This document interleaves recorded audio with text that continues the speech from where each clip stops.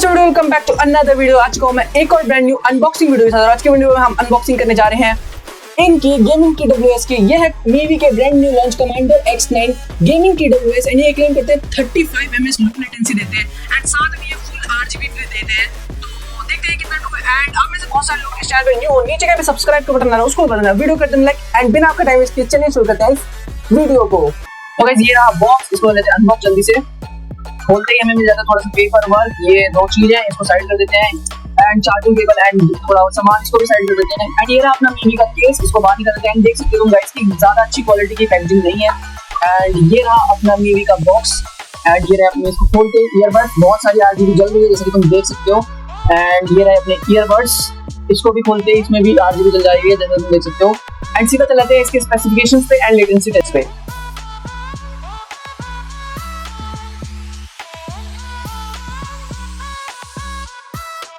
तो गाइस ये जो आवाज आ रही है ये आ रही है Mivi के हेडफोन से एंड मेरे को जरूर बताना कमेंट्स में कि कैसी आवाज है इसकी।